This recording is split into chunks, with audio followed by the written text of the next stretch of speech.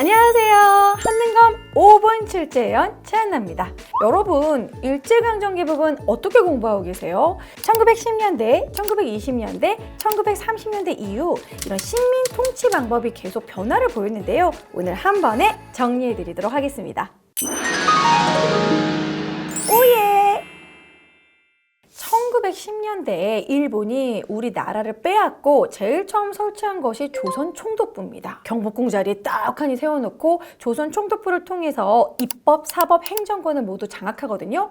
그리고 너희들 뭐든지 다 금지다. 묻지도 따지지도 않고 모두 다 금지, 무단 통치를 실시하는데요. 무단결근 생각하시면 좋아요. 언론, 집회, 출판, 결세 자유 모두 금지시킵니다. 당연히 독립운동도 안 되는 거였죠. 그러면서 경찰을 좀 위압감 있게 무섭게 칼을 찬 헌병경찰 통치 제도를 합니다. 그리고 독립운동을 하다 걸렸다 그러면 재판도 없이 즉결 처분, 이런 식으로 즉결 처분권이 있었습니다. 그리고 나서 굴욕을 주는 조선 태형령, 곤장을 때리는 거예요, 엉덩이를. 근데 이게 사또한테 맞는 거면 내가 잘못해서 맞는 거지만 일본인한테 엉덩이를 맞는다, 아주 굴욕적인 거죠. 즉결 처분권, 조선 태형령 너무 중요합니다. 자, 그리고 1910년대에는 우리의 토지를 약탈하기 위해서 토지조사 사업을 실시를 해요.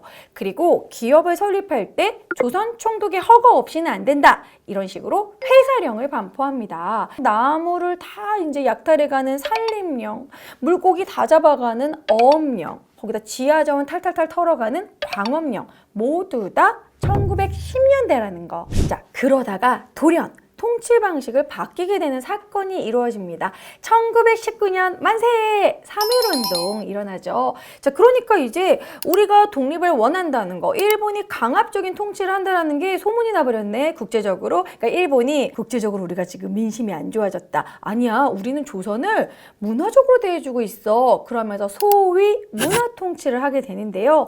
이 문화 통치의 실상은 또 달랐습니다.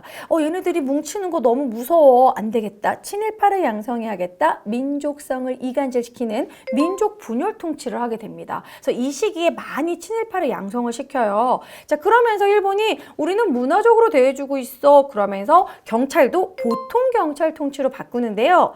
옷만 바꿔 입었을 뿐, 칼만 차지 않았을 뿐 3배로 경찰 인력을 늘립니다. 더 악랄해진 거죠. 자, 그리고 언론과 출판의 자유를 어느 정도 풀어주는데요. 이때 조선일보, 동아일보 가능하게 된다는 거 기억해 주시고요. 자, 그리고 정말 중요한 법, 1925년에 치안유지법을 실시하는데요. 이것은 국채의 변역을 꾀하는 자, 사유재산을 부정하는 자, 이런 식으로 사회주의자를 탄압하기 위해서 만든 법이지만 실상은 독립운동가들을 잡을 때 치안유지법을 이용했다라는 거. 치안유지법, 미스야 협정, 요거 2개 나오면요, 무조건 1920년대예요.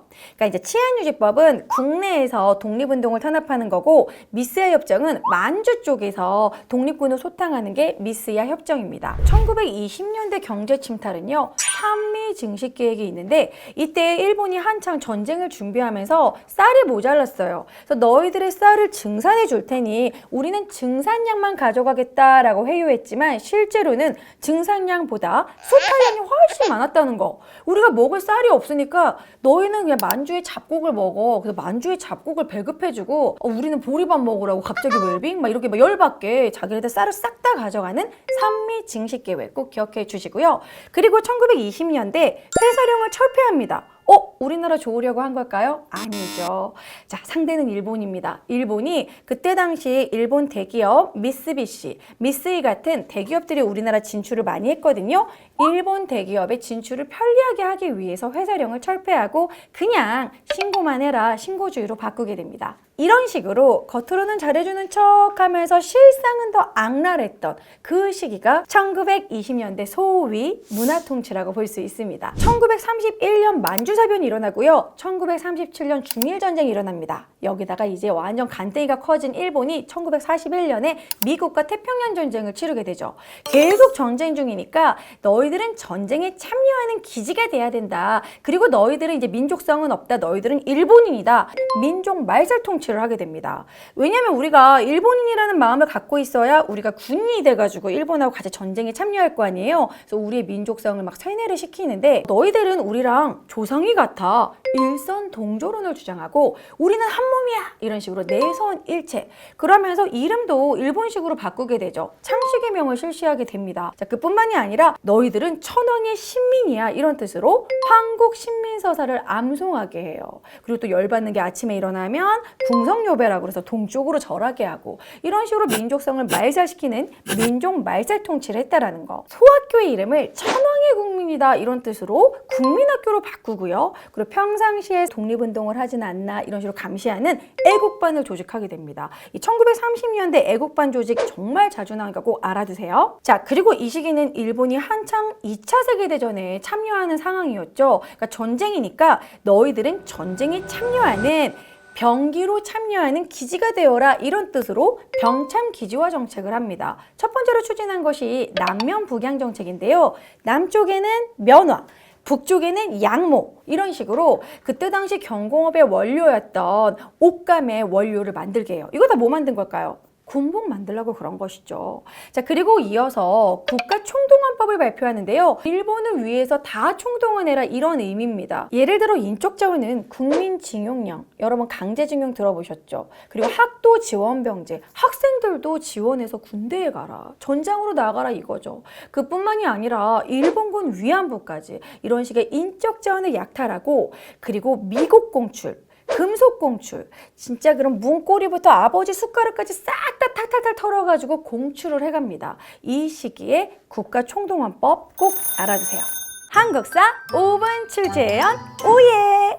자, 그러면 관련해서 문제 한번 풀어보도록 하겠습니다. 자, 58회 심화에 나왔던 문제인데요. 밑줄 시기에 시행된 일제정책으로 옳은 것은 여기 봤을 때 나가사키의 원폭 희생자 위령비도 나오고 여기 보시면 국민징용령이 나옵니다. 일본의 강제징용 같다라는 거죠. 이 시기에 노동자로 끌려갔다. 그럼 이 시기 국민징용령이 나온 건 1930년대라는 걸 알 수 있습니다. 그러면 1번 애국반 조직 바로 나왔죠. 애국반 정말 잘 나옵니다. 그래서 1번 애국반이 정답이 되고요.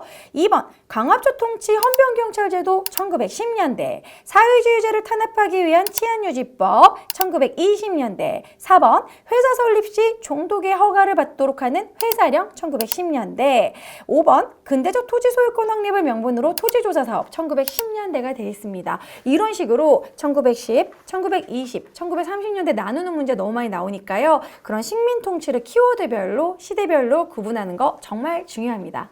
한국사 5분 출제연 오예! 에듀윌 한국사의 일제강점기 통치 방식에 대한 심화 강의가 무료로 모두 올라가 있으니까요. 반드시 여러분 복습하시고요. 다음 오예 시간에 만나요. 안녕!